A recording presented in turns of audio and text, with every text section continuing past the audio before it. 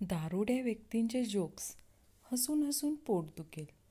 बारसमोरच एक तलाव होता. भर दुपारी एक म्हातारा तिथे मासेमारी गळ टाकून बसला होता. तापमान होतं 43.3. एका तरुणाला दया आली. तरुण, बाबा किती ऊन आहे, चला मी तुम्हाला थंड बियर पाजतो. बियर पिता पिता तरुण, बाबा किती मासे गळायला लागले. म्हातारा, तू आठवा आहेस बेटा. पोराला हसावे की रडावे ते समजलं नाही. आधी दारू पिऊन पडलेल्याला कोणी पाहत देखील नव्हतं, पण आता त्याला उचलून बाजूला घेऊन विचारतात, कुठं मिळाली भावा? पेशंट, डॉक्टर साहेब, तुम्ही सांगितल्यापासून दारू पित नाही, फक्त कोणी आग्रह केला तरच घेतो. डॉक्टर, हे कोण तुमच्याबरोबर? पेशंट, ह्यालाच ठेवलाय आग्रह करायला. गण्या दारू पिता पिता रडायला लागला. टिन्या, काय र गण्या, काय झालं? गण्या, यार, ज्या पोरीला विसरायला दारू पितोय तिचं नावच आठवेना. काल तिघात एक खंबा घेतला. 3-3 पॅक येणार होते वाट्याला, पण एक जण 2 पॅकमध्येच आऊट झाला. मग तो पॅक मला मिळाला. होय, मी लाभार्थी. हे माझं सरकार आहे. दुकान मालक, काय हवंय साहेब? ग्राहक, या जगात सगळीकडे दुःख पसरलंय. छळ, कपट, विश्वासघात आहे. देत असाल तर मला हे सगळं सोसण्याची ताकद द्या. या जगात जगण्याची शक्ती द्या. दुकान मालक, छोट्या साहेबांना 2 क्वार्टर आणि चणा डाळ पाकिट दे. तिळगुळ आपल्याला अजिबात आवडत नाही. मी गोड बोलावं अशी इच्छा असेल तर भविष्यात माझ्यासोबत भेट झाल्यावर मला एक बियर पाजावी. एवढंच पुरेसे आहे. सकाळी वॉटरमध्ये हीटर टाकून सुरुवात केलेल्या दिवसाला रात्री क्वार्टरमध्ये वॉटर टाकून संपवणे हेच खरे जगणे. हा मेसेज 5 जणांना पाठवा. कोणीतरी संध्याकाळपर्यंत बसायला बोलवेल. ही अफवा कोणी केली? मावा गुटखा खाणाऱ्यांचा मोर्चा निघणार. का तर म्हणे हेल्मेट घातल्यावर थुंकता येत नाही. शराबी चाहे कितना भी अनपढ़ क्यों न हो, क्वार्टर के 3 पेग ऐसे बनाता है जैसे किसी प्रयोगशाला का बहुत बड़ा सायंटिस्ट हो. 2 बेवडे फुल टाईट होऊन चालले असतात. एक बेवडा, अरे काय सांगू यार, आज माझं घड्याळच हरवलं. दुसरा बेवडा, ते चालत होतं का? पहिला बेवडा, हो. दुसरा बेवडा, मग ते चालतच कुठं तरी निघून गेलं असणार बघ. एक बेवडा ऐन लक्ष्मीपूजनाच्या दिवशी फुल टाईट होऊन येतो. बायको, काय हो, तुम्हाला किमान दिवाळीच्या दिवशी तरी पिणार नाही म्हणून वचन दिलं होतं ना. मला सकाळी बेवडा, हो बरोबर आहे, पण मी तरी काय करणार, रॉकेट उडवायला बाटलीच नव्हती ना. दारुड्या, डॉक्टर साहेब, तुम्ही माझी दारू सोडवू शकता का? डॉक्टर, हो हो नक्कीच, आजपर्यंत मी अनेकांची सोडवली आहे.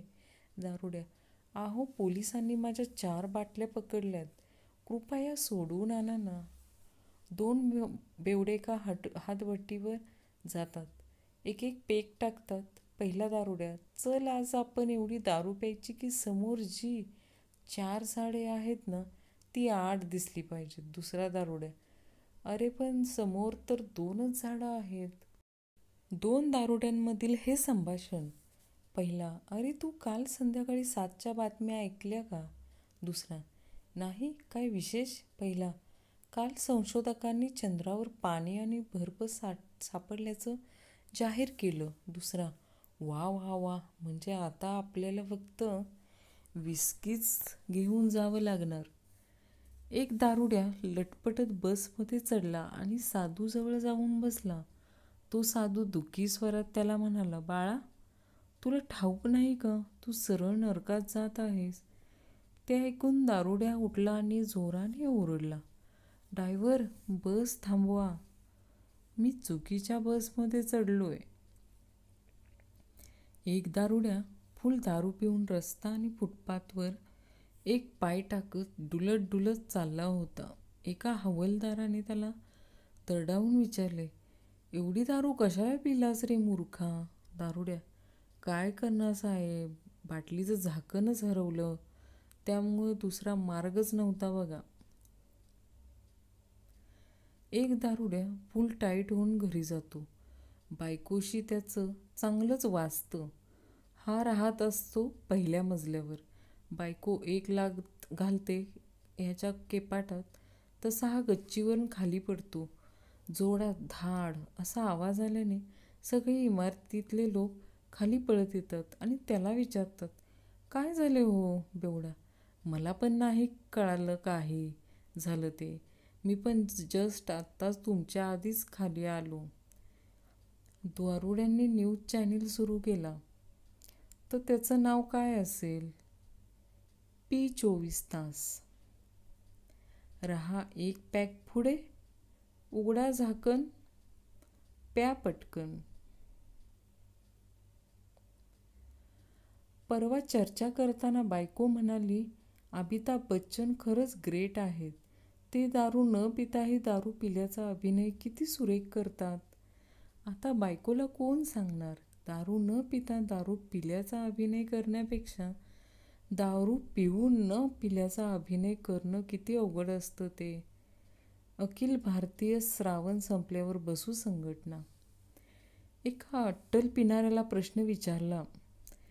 प्रश्न, तुमचे आवडते कवी कोण? पिणारा, मंगेश पाडगावकर. प्रश्न, अरे वा, त्यांची कोणती कविता आवडते? पिणारा, झोपाळा वाचून झुलायचे. आयुष्याचा अशा टप्प्यावर आलोय ना की rose day, propose day, chocolate day आणि व्हॅलेंटाईन डे याचा काही फरक पडत नाही, फक्त ड्राय डेचा फरक पडतो. 12ही महिने दारू स्वस्त विकून अपार पुण्य मिळवणारी नगरी दीव आणि दमण यांच्याकडे कोरोनाची एकही केस नाही आणि सगळ्यात पहिले राज्य कोरोनामुक्त गोवा झाले आहे. अशा पवित्र भूमीला कोटी कोटी वंदन. आज अनेक राज्यांनी वाईन शॉप चालू करण्याचा निर्णय घेतला, कारण त्यांची अर्थव्यवस्था डबकाईला आली आहे. आईला, म्हणजे आजवर ज्यांना आपण बेवडे समजत होतो ते तर अर्थव्यवस्थेचा कणा निघाले.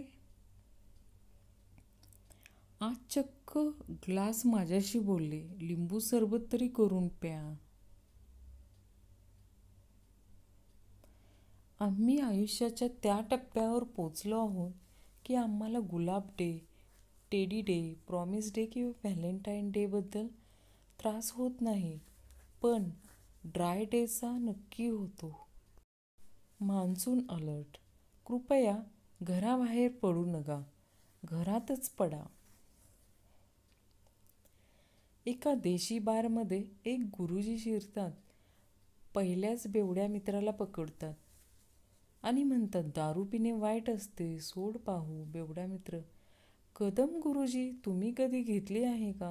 गुरुजी, नाही, कधीच नाही. बेवडा, एकदा घेऊन पहा, नाही आवडलं तर मी पिणे सोडीन. गुरुजी, ओके, पण चहाच्या कपातून द्यायला सांग, उगाच लोकांना मला पिताना पाहायला नको.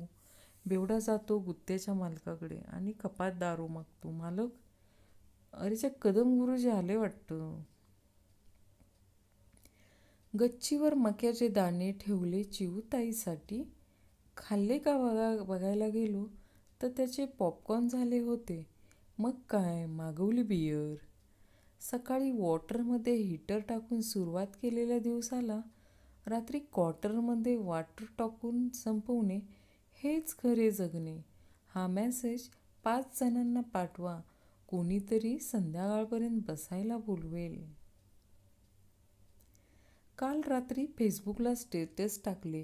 रात्री उशिरा मित्रांबरोबर पार्टी झाली, 7 पेग झाले. टूप ड्रायव्हिंगवर माझा भरोसा होता, पण मी जबाबदारीची जाणीव ठेवून माझी कार तशीच ठेवून ओला मागवली आणि ओलाने गेलो.